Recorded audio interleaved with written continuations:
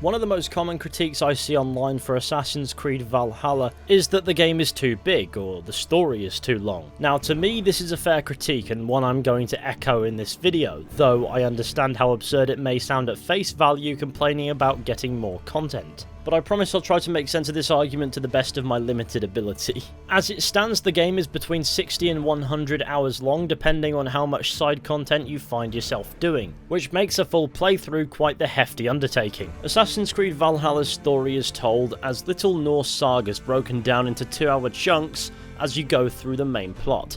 And there are a lot of these, one for every arc in fact, and you need to do them all to get the ending. So the essential plot arcs you've got Norway, Leicestershire, Essex, Kent, East Anglia, Granthambridgeshire, Lincolnshire, Shropshire, Sussex, Winchester, London, Gloucestershire, Oxenfordshire, Jorvik, Yorkshire, Nottinghamshire and Hamptonshire. Then if you add on top the non-essential arcs, which actually do further the plot in their own ways, you've got Vinland and the mythical arcs Asgard and Jotunheim, which brings the total of arcs in this game up to 20. Most of these arcs, barring a few, will average between 2 and 4 hours in length. So you've got dozens of hours worth of story content, or at least stuff that you have to do to finish the story, because as it turns out, not every single arc feels relevant to the main plot. In fact, some of it's so disconnected that it actually feels pretty jarring. There is an example in the story that I'd like to give, but I cannot do so without basically spoiling the game to a certain aspect, so if you don't want spoilers, then please do click off before it's too late. So the example I'm thinking of is the point in the plot where Sigurd is captured by Fulka. When this happens at the end of the arc it's in, do we rush to Sigurd's aid? Do we f**k? No, we just return to Randvi and continue pacifying England. Doing arcs with no desperation whatsoever, but it's not like Sigurd's being tortured relentlessly or anything, until the arc where we regroup with Basim and continue our search becomes available. In those arcs that we do in the meantime, sure we're making allies and stuff, but beyond that it doesn't really feel relevant to the immediate plot, and thus lies the issue with Assassin's Creed Valhalla's length. It doesn't feel focused. And while I enjoyed a lot of the arcs, I will be honest, I don't feel like all of them should have been essential to the plot. And so I don't understand why I needed to do them all to get the ending of the game, and by the ending I mean the modern day ending. And this is all of course barring Hamptonshire, which is an epilogue chapter that comes after that ending. I think to get the epilogue and the order ending, it makes more sense to pacify all of England, because that's something that would be done by that point considering what happens. But I feel like for the modern day plot ending, it shouldn't necessarily be every single arc is essential, because most of them just don't feel that way. In fact, plenty of the arcs actually do just feel like side content, things that aren't necessarily relevant to that plot that you're trying to follow, and as a result, that main plot does sort of get lost in it, because you don't feel like you're choosing to get distracted. You feel like the game is digging its heels in between plot points to give us this Norse saga structure, even though it's not necessarily important. I feel like a lot of these arcs would benefit from being merely side content as well. Stuff you can do from any point between settling in England and the beginning of the epilogue. You can still have them become available at certain points in the plot, as to give you some time-passing structure, which is another thing this game doesn't do particularly well. But this way, these arcs can show up naturally as you progress through the story, but don't obstruct the plot to the point where you have to do 4 pointless arcs in order to get one that actually furthers it. I think you get the general gist of what I'm trying to say. I think that a lot of these arcs would benefit from being a prerequisite to the epilogue rather than the ending itself. That doesn't mean you shouldn't be able to get benefits from doing them where you would have done them in the plot. So if you did them in between the points where they become available and the next big plot thing, maybe there's a positive impact that has to the overall story. That little tweak to structuring would have allowed Assassin's Creed Valhalla to keep the Norse saga aspect, but also allow for the story to not be bogged down by pointless stuff that doesn't necessarily feel immediately relevant, to the point where trying to follow the actual narrative feels like a tiresome process. Which unfortunately, despite me liking a lot of Assassin's Creed Valhalla's core narrative, was the result of having us do every single arc. I'm not even saying I didn't even like those arcs, a lot of them I really did enjoy. There were a few I didn't, but it is besides the point. And so to answer the question, is Assassin's Creed Valhalla too long? Yes, it is, because the game's story feels bloated to the point where it no longer feels focused. This doesn't mean it necessarily had to be shorter, it just means we needed to be able to cut the fluff if we so chose to. Now the reason why Assassin's Creed Valhalla's story is so long is because of two reasons, or shall I say self-made problems. First is a numerical level system. In Assassin's Creed Valhalla, you have a power rating. You level up pretty quickly, but it still functions in a similar fashion to your traditional numerical leveling system, and you raise your power rating by adding upgrades and stuff as you acquire skill points, rather than leveling up straight away. It has the same effect, if not it's achieved a little bit differently to how traditionally you'd expect. Now, one of the biggest gripes a lot of people had with the leveling system in Assassin's Creed Odyssey is it was far too grindy, and you'd find yourself being forced to go off and do endless hours of grind just to get to a level where you can even attempt to do the next main story mission. That's not to say you can't attempt the next mission at any point in the Odyssey structure, it just means more than likely you will fail. Assassin's Creed Valhalla doesn't do away with the grind, it just disguises it as main story content. While overall I did find Valhalla to be infinitely more enjoyable than Odyssey was for many reasons, you are now 100% forced to do the grind, which is exactly what's going on in the background whenever you're doing an arc that doesn't feel particularly important. And because the power rating goes into the hundreds, you can level up really fast, and it'll feel like you have a greater sense of progression than you actually are having. The leveling system in this game is much more lenient than, say, Odyssey, so they definitely have improved, but it feels like the game is trying to mold around it far too much. If you pop the game's difficulty on easy, the leveling system doesn't matter much at all, but you still have to do every single arc, so you might as well leave it on normal. It's just yet another example of Assassin's Creed being an RPG serving as an obstacle to itself above all else. It's certainly a far cry from the more focused experience that Assassin's Creed used to be. If you remember Assassin's Creed Brotherhood, it had a story that lasted maybe 9 hours, and there was nothing stopping you from just doing the main story. It introduced you to all the concepts of the side content and then left it up to you to decide whether or not you wanted to do them at all, and that way you've got yourself quite a focused experience. And then you've got a rich open world full of different side activities that all seem to serve some purpose to either the story, the characters, or simply the world space itself. And often that would feel like something that Ezio would do.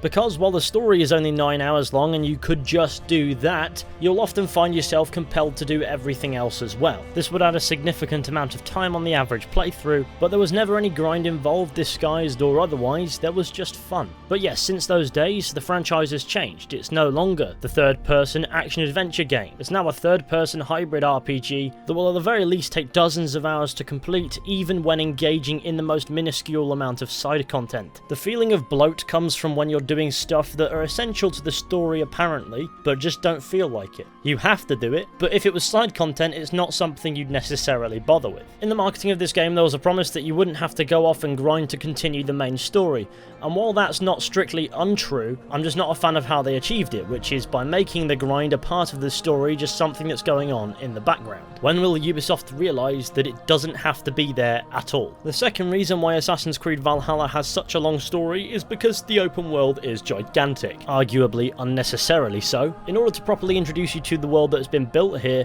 the story has to take a lot of time just taking you around it, which is why there are arcs in every single region. With a lot of these regions, unless the game gave you a narrative purpose to go to them, you'd find yourself asking, why on earth would I? And so the story is really long almost to justify its massive world size. This brings us into the broader point that Assassin's Creed Valhalla is too big. Why does this game need to be so massive? What purpose does it actually serve? I wouldn't necessarily say there's content that justifies the world being this huge. There's a lot of negative space, sure, but it's not like negative space in, say, Red Dead Redemption 2, because the world is predictable. You know nothing's going to happen unless there's a marker to tell you otherwise. Both Assassin's Creed Valhalla and Odyssey had this issue where they had huge open world spaces that feel empty. Valhalla is far from empty, especially when compared to Odyssey. You have world events, puzzles, shrines, things to plunder, things to loot, the occasional side quest at your settlement, though these are rare, and a few other small time bits and pieces. But when you compare what's there to the size of the actual map,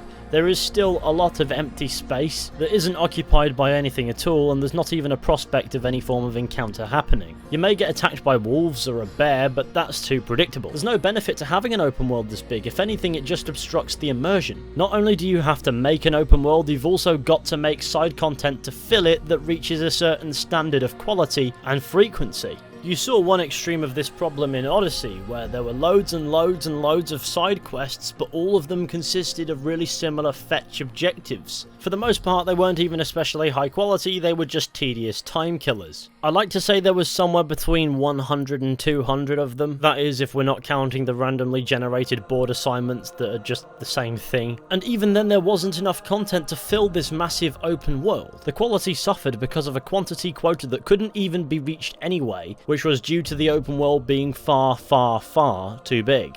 Now, Valhalla's almost the opposite extreme. It's not that there is a lack of ideas in the content that you can find in the open world. The world events are full of short stories, then you've got your puzzles, obviously you've got your raids, which can be fun on occasion, but there's no big distractions from the main story really outside of Ravensthorpe. All of the world events are a 90-second encounter, and these replace the side quests, and so again you have a similar issue. The story arcs take you to every single region this game has to offer, and in those regions you meet characters that have a bit of relevance to that narrative. But if you choose to explore, it's all these brief 90-second encounters that are done as quickly as they start. Often it feels like these world events aren't that fleshed out because they obviously didn't have much time to make them all. It's a different route to the same issue, a massive world with no hopes of being able to fill it. There's plenty of ideas thrown out there, but I wouldn't argue that Assassin's Creed Valhalla gives you too much content.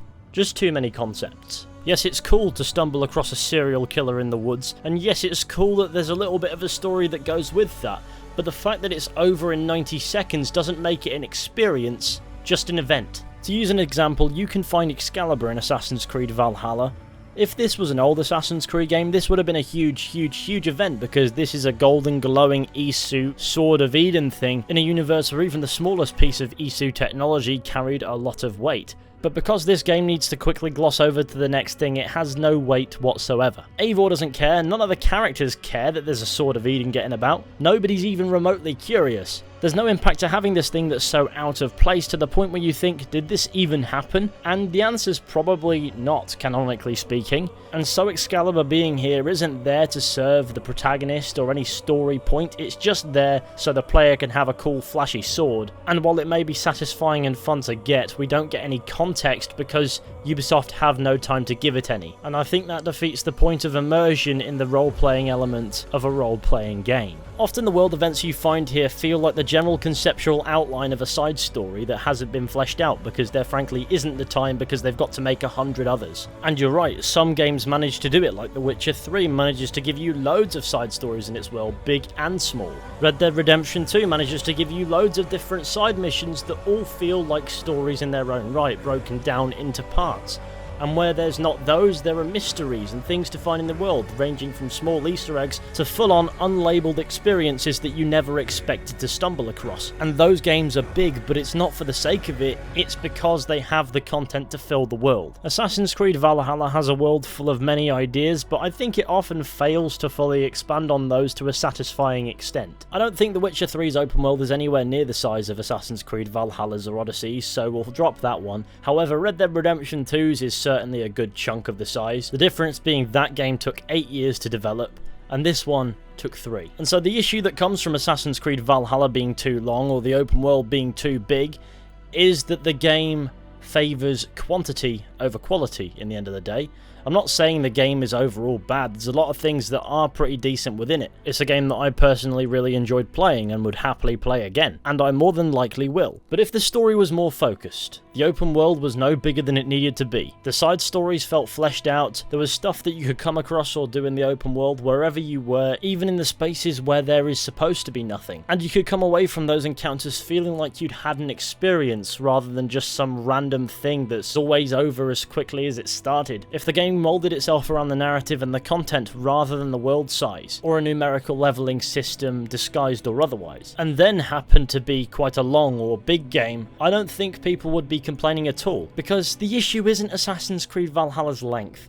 It's not how big the game is, it's just the general quality that's expected from the stuff you find within it. And so from that perspective, I understand why people would say this game is too big or too long, because the issue isn't the length or the size of the game, it's just highlighted by it. And that is that the game is big for the sake of being big. Who does that even appeal to?